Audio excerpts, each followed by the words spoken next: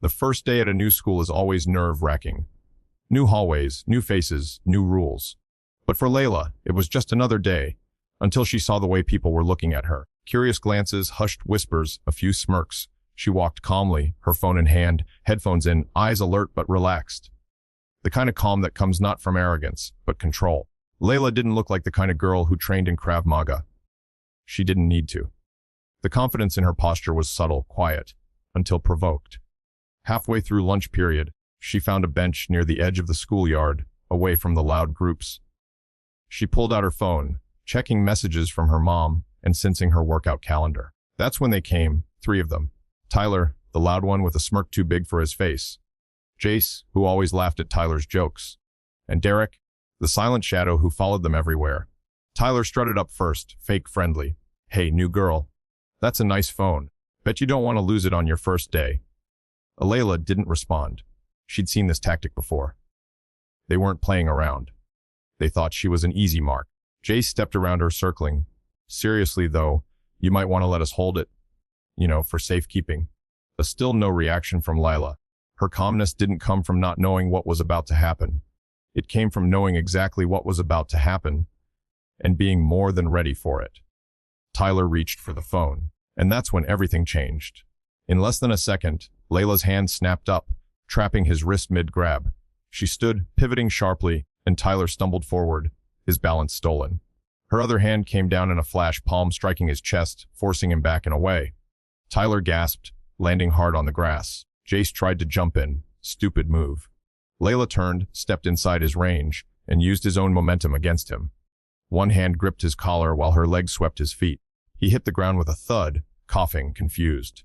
Derek froze. His brain finally caught up with what his eyes were seeing. This wasn't some defenseless new girl. This was someone who moved with precision and purpose. A predator's control in a lamb's disguise. Tyler scrambled to his feet, red-faced and angry.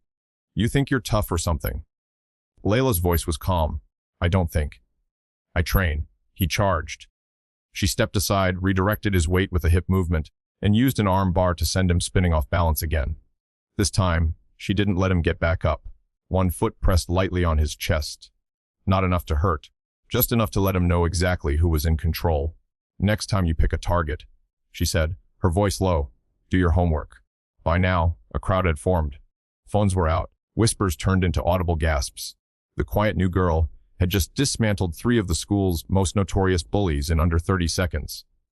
Layla stepped off Tyler, backed away, and picked up her phone, still perfectly intact. The assistant principal arrived, breathless and wide-eyed. "What is going on here?" Tyler, groaning on the ground, tried to point a shaky finger. "She attacked me." Layla didn't raise her voice. She didn't need to. "I was sitting." He grabbed for my phone. I defended myself. Several students nodded. One showed a recording. The assistant principal looked down at Tyler, Jace, and Derek, then at Layla. "I'll need to call your parents," he muttered to the boys. As the crowd dispersed, Layla walked back toward the bench. Calm, controlled, like nothing had happened. Later that day, in gym class, a few girls cautiously approached her. "Hey, that was incredible. Where'd you learn that?" Layla glanced up. "I teach it." "You teach it?" She nodded. "Krav Maga. Self-defense. My dad runs a studio. I help train students after school." After that, everything changed. Layla wasn't the new girl anymore. She was the girl who stood her ground. The one who didn't let fear dictate how the day would go. Not because she wanted attention, but because she refused to be someone else's victim. And the bullies. They learned something that day too. Not every quiet face is a frightened one, and not every target is weak. Sometimes you pick the wrong one. And sometimes the wrong one breaks you. Power isn't always loud. It doesn't need to be flashy or come with a crowd cheering it on. Real power walks silently, waits patiently, and acts only when it must. That's what Layla embodied on that very first day. A quiet kind of strength that didn't need to be advertised. She didn't walk into that school to prove anything. She didn't come with the intention to show off. She came because it was a new chapter, a new beginning. She came to mind her own business. But when trouble found her, she responded not with panic, not with fear, but with discipline, control, and purpose. That's the lesson buried inside this story. Strength is not just about the ability to fight. It's about the judgment to know when to fight, how to fight, and why you're fighting in the first place. Layla wasn't heroic because she knocked down 3 bullies. She was heroic because she refused to be intimidated, because she stood firm in the face of fear, because she let her preparation speak louder than her voice ever needed to. That's the essence of what it means to be trained, not just in self-defense, but in life. Layla didn't react out of rage. She moved with restraint. She defended herself and nothing more. No punches thrown in anger, no aggression beyond necessity. That kind of maturity, that's what true power looks like. Too often, we're taught to recognize strength through size, volume, or domination. But the reality is, strength lies in self-awareness, in knowing what you're capable of, and still choosing peace until peace is no longer an option. That's what the bullies didn't understand. They mistook silence for fear. They thought being loud made them powerful. They confused intimidation with respect. And in doing so, they walked straight into a wall they never saw coming. The girl they thought they could scare was someone who had trained her mind and body to remain calm under pressure. That's what martial arts like Krav Maga instill. Not just techniques, but temperament. Not just skills, but standards. When Layla said, "I don't think, I train," she wasn't trying to sound cool. She was speaking a truth she had lived. Her every move, every reaction came from hours of repetition, of being pushed, corrected, refined, not just physically, but mentally. That kind of preparation doesn't just protect you from danger. It reshapes your entire identity. It teaches you that you don't have to bark to command attention. You don't have to be feared to be respected. You just have to be ready and humble. We live in a world where bullies exist in more than just high school yards. They wear different faces. Managers who abuse authority, strangers who take advantage of the quiet, people who prey on others' insecurities. But what if more people trained like Layla, not to fight, but to be ready? What if more of us walked through life not with paranoia, but with preparedness? There's a quiet revolution in that kind of thinking, in building yourself up, not so you can harm, but so you can protect, so you can stay standing when others expect you to fall. Layla's story isn't just about Krav Maga. It's about confidence that comes from competence. It's about earning your calm, not faking it. It's about being so solid in who you are that, when someone tries to shake your foundation, you shake them instead. The truth is, the world doesn't always give you time to explain yourself. Sometimes you only have a second to act. And in that second, who you are is revealed. Not who you pretend to be, not who you hope to become, but who you've trained to be. Layla didn't decide to be a fighter that day. She had become one long before that moment arrived. All she did was answer the question her training had been asking her every day, "Are you ready?" And she was. That's what I want you to remember. Being strong doesn't mean being violent. Being powerful doesn't mean being feared. Real strength is quiet. It listens more than it speaks. It walks away when it can. But it never bows down when it shouldn't. That's the heart of this story. A girl who had every reason to back down, but chose instead to stand firm. Not because she wanted to hurt someone, but because she had spent years learning how not to.